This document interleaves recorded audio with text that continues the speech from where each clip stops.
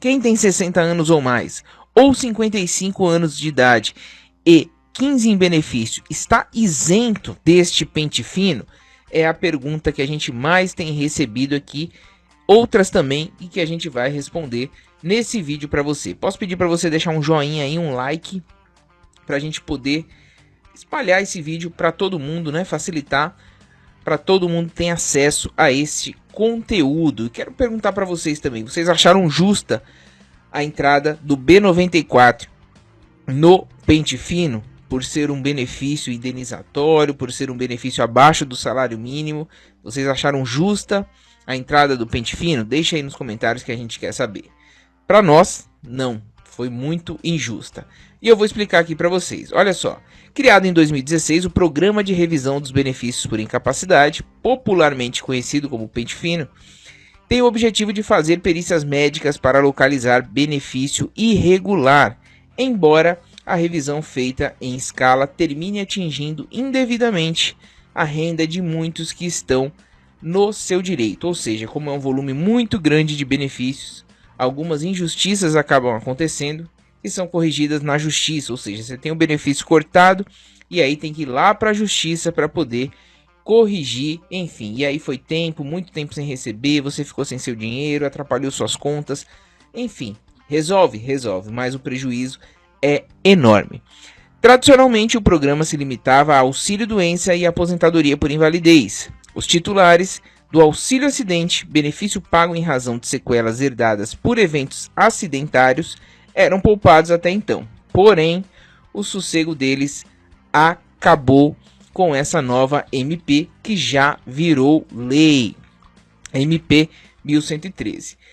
Dentre as várias mudanças trazidas pela MP 1113 de 2022, que foi já convertida na Lei 14.441, a mais polêmica, sem dúvida alguma, é a inclusão do auxílio-acidente dentre os benefícios por incapacidade passíveis de sofrer revisão pela perícia médica. Eu não vou entrar nesse mérito aqui, mas segundo o governo, a justificativa é para poupar dinheiro para poder pagar os benefícios sociais, o que é um absurdo. Você não pode tirar um benefício previdenciário, economizar num benefício previdenciário em que você paga. Para quem não sabe, o INSS é uma seguradora, você está pagando um seguro ali, e as pessoas que recebem benefícios assistenciais, elas não pagam nada, né? É assistência do governo. Então, você está tirando de uma pessoa que paga assistência, paga seguro, para dar para uma pessoa que não paga nada. Isso é responsabilidade do governo. Não estou entrando no mérito se tem que pagar o benefício assistencial ou não. Tem que pagar, mas com outra verba. Não precisa cortar o auxílio-acidente para poder bancar esses benefícios sociais. Então, essa foi a justificativa do governo. Já começou muito errado por aí. Dando continuidade, baseado nisso, recebemos uma enxurrada de perguntas sobre beneficiários de auxílio-acidente com 60 anos ou mais, ou 15 em benefício e 55 de idade, né? Também estão isentos? É o seguinte, vamos direto no texto da Lei 8.213, que foi a lei que foi alterada. O artigo 101 diz o seguinte, pessoal: o segurado em gozo de auxílio por incapacidade temporária, ou auxílio-acidente, ou aposentadoria por incapacidade permanente. Então, aqui é auxílio-doença, aqui é auxílio-acidente e aqui é aposentadoria por invalidez. São os novos nomes, tá? Só para traduzir aqui para vocês. E também o pensionista inválido, cujos benefícios tenham sido concedidos judicial ou administrativamente, então aqui ele engloba os dois, estão obrigados, sob pena de suspensão do benefício, a submeterem-se a exame médico a cargo da Previdência para avaliação das condições que ensejaram sua concessão ou manutenção, processo de reabilitação profissional prescrito e custeado pela Previdência Social e, por fim, tratamento oferecido gratuitamente, exceto cirúrgico e a transfusão de sangue, que são facultativos.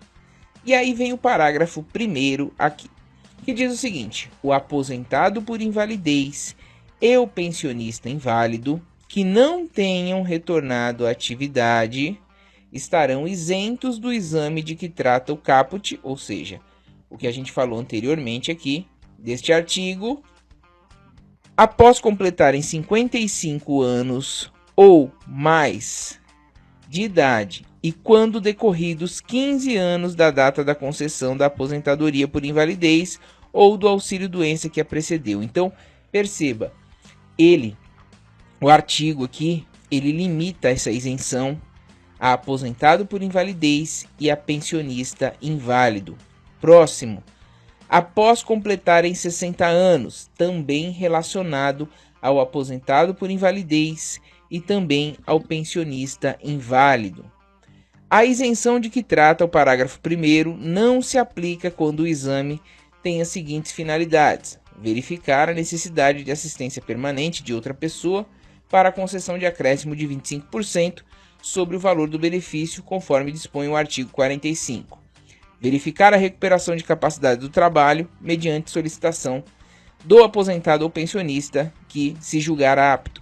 Subsidiar a autoridade judiciária na concessão de curatela, conforme dispõe o artigo 110. Respondendo a pergunta aqui baseado no que está na lei. Está muito claro aqui, isso aqui é grifo nosso, mas o parágrafo 1º limitou. Aposentadoria por invalidez, o aposentado por invalidez e o pensionista inválido que não tenham retornado ao trabalho estarão isentos, tá? Ele não colocou aqui o auxílio acidente, tá? O beneficiário do auxílio acidente não entrou nessa isenção de 60 anos e 55 e 15 em benefício. Tá tudo perdido então, Fernando? Nem tudo está perdido. Uma brecha que o governo deu, tanto na MP quanto na lei, foi deixar de modificar também o parágrafo 1º do artigo 86 da Lei de Benefícios, para constituir a nova conjectura da cessação do auxílio acidente, através da revisão médica e não tão somente a garantia de recebimento do benefício até a véspera do início de qualquer aposentadoria ou até a data do óbito. Ficou confuso? Vou explicar aqui para vocês. Olha só. Vejam que o artigo 86 da Lei 8.213 ele permaneceu intacto. O artigo 101 teve a inclusão do auxílio acidente no rol de benefícios a serem revistos. E o artigo 86, que define o que é o B94, ele ficou aqui intacto. Então ele diz o seguinte: o auxílio acidente será concedido como indenização ao segurado quando, após consolidação das lesões decorrentes de acidente ou de qualquer natureza, resultarem sequelas que impliquem redução da capacidade para o trabalho que habitualmente exercia. Aí o parágrafo 1º mais importante. O auxílio acidente mensal corresponderá a 50% do salário de benefício e será devido, observado o disposto no parágrafo 5º, até a véspera do início da aposentadoria, ou seja, aposentou você perde, ou até a data do óbito do segurado. Ou seja, eles não previram aqui no artigo principal do auxílio acidente a questão da revisão. Então, por exemplo, o artigo aqui deveria ser alterado para da seguinte forma: será devido até a véspera do início de qualquer aposentadoria, até que a incapacidade seja recuperada ou até a data do óbito do segurado. Então, ficou um rol aqui taxativo, né? Só nas duas hipóteses pode ser cessado o B94. Então, mais um motivo aqui para dar pano para manga com relação a essa revisão, caso você receba a sua convocação. Mais um motivo, né? Mais uma tese de defesa aqui para vocês. Além dessa brecha que ficou, temos ainda a questão da decadência, ou seja, a impossibilidade de rever benefícios com mais de 10 anos. Temos também a tese da irretroatividade da lei, ou seja, os efeitos da lei não podem retroagir se isso caracterizar prejuízo a ato jurídico perfeito, ou seja, a concessão do benefício foi um ato jurídico perfeito, ao direito adquirido ou a coisa julgada no caso de processos judiciais, também é uma tese de defesa. Por fim, o fato do auxílio acidente ser um benefício indenizatório também torna a revisão para a cessação um ponto muito contraditório, que vai gerar teses judiciais contrárias. Vou dar um exemplo para você. Ele é um benefício que ele é abaixo do salário mínimo, é o único. Por quê? Porque ele é indenizatório, tá? Ele é uma indenização. O INSS é uma seguradora, apesar de muitas não enxergarem assim, ela é sim uma seguradora. Você paga ali a sua contribuição contra os riscos sociais. E se você se acidentar e tiver a redução da sua capacidade laborativa, você recebe uma indenização, que é o B94, que é o auxílio acidente. Vamos supor que o INSS oferecesse essa indenização de uma só vez, por exemplo, R$200 mil de uma só vez, ou parcelas de 500 aí para o resto da sua vida ou por um bom tempo. E se você recebesse tudo de uma vez, já que é uma indenização, e agora viesse o pente fino, você tivesse optado por receber parcelado? Um recebeu tudo de uma vez, o outro recebeu parcelado, vai ficar agora assim a metade?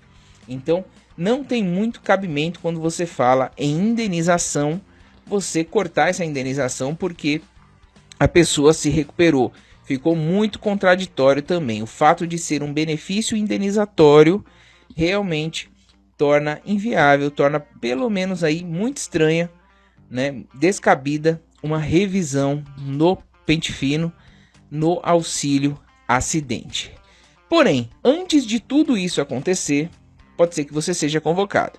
Se você for convocado para comparecer pessoalmente para realizar uma perícia, tenha em mãos todos os documentos que comprovem o seu estado clínico, da doença ou acidente que afastou das atividades laborais, como atestados médicos, como CID, informações sobre a incapacidade para o retorno ao trabalho, exames médicos atualizados que demonstrem a doença e a incapacidade para o trabalho, cópia dos prontuários médicos, do posto de saúde, hospitais e clínicas, né? Se tiver exames atuais, melhor ainda, ressonância, por exemplo, a depender da sua lesão. Se a concessão for judicial, tenha laudo pericial feito no processo, a sentença e outras decisões. E se o segurado estiver acamado ou internado, existem também normas que possibilitam que o servidor do INSS se desloque até onde o segurado está para realizar a perícia. Nesse caso, o representante do segurado deve comparecer com antecedência mínima de 3 dias da perícia, com o atestado informando sobre a condição de saúde deste segurado. Então, antes de tudo acontecer, da questão da isenção, da questão das teses, você pode ser convocado. E aí você pode não ter o benefício cortado. Então, tente apresentar ali todos os seus documentos que comprovem que realmente você continua incapaz, que essa sequela continua te atrapalhando ou que te atrapalhou muito. E, na impossibilidade de manter o benefício, se porventura cortarem o seu benefício mesmo assim, aí vamos partir para as teses aí que eu falei para vocês, que existem várias contra o corte do B94. Mas, no primeiro momento, prepare-se bem com exames, com receitas, enfim, com tudo, com exames de imagem, tudo que você tiver que facilite, que demonstre que realmente essa sequela ela te atrapalha até hoje, que você merece essa indenização, tá bom? Essa é a primeira parte. Se não deu certo, a gente vai passar para outra parte, que aí vão ser as teses, e aí já vai cair já para o judiciário na sua defesa. Espero que vocês tenham entendido, tenham gostado do vídeo. Ainda ficou com dúvida? Pode deixar no primeiro comentário fixado que a gente vai responder para você que é inscrito no canal. Não é inscrito ainda? Inscreva-se agora, ative o sininho de notificação que a gente está aqui sempre para te ajudar.